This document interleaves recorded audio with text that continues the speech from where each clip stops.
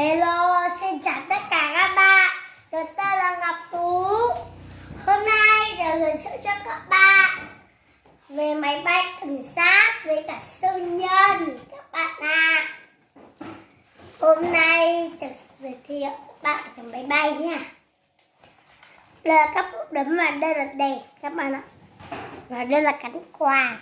Các bạn nhìn đẹp không? Đây cánh quạt nhé. Các bạn ạ. Nó thì tháo cánh quạt ra. Mình chờ tháo này. Đấy. Tớ có thể tháo cánh quạt.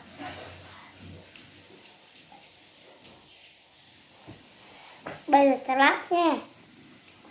Để tớ một chút các bạn ạ. Cái quạt dùng để làm gì? Dùng để bay các bạn ạ. Đây vun vút các bạn ạ.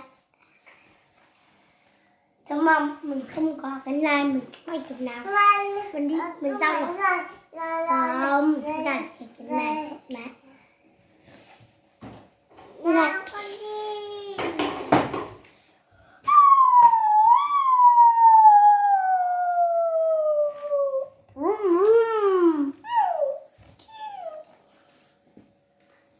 Đây là cái máy bay, đây là con người cảnh sát, đây là con người siêu nhân, đây là cánh quạt, đây là cái chỗ để tay, đây cái cánh, đây cái cánh, đây mặt dễ, đây mặt dễ, đây cái đu, đây hạ cánh, đây hạ cánh,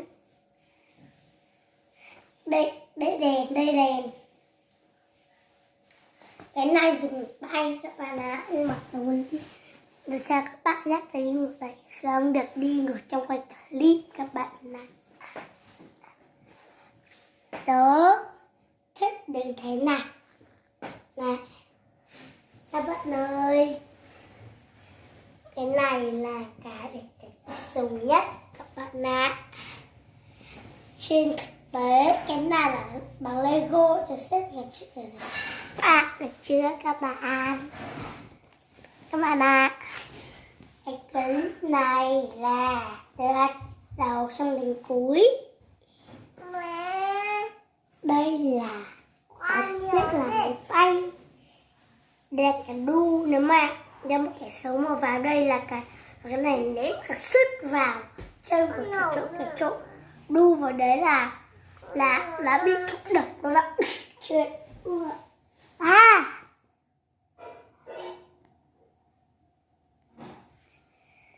Đây là máy bay. Đứng lên con. Ếch. Tôi xếp kiểu nào ra cái này à? Đến. Tôi ăn chân mẹ tới nhưng mà tôi không dám. Đăng bài clip tôi không ăn chân. Cái này là giá trị nhất mà. Nhưng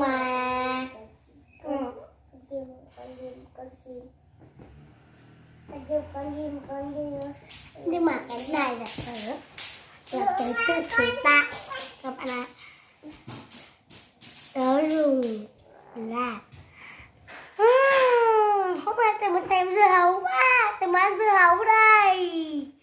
Nhưng mà giới thiệu với tao ăn dưa hấu. Các bạn không nói gì à? Bạn không nói gì à các bạn? Đưa các bạn ạ. Trên thực tế cái máy bay nào tôi sẽ bằng Lego. Hay quá. Vì sao nó lại có cái lỗ ở đây các bạn ạ? Để gắn ghép những mảnh Lego các bạn ạ. Cảm ơn các bạn theo dõi. Các bạn. Wow.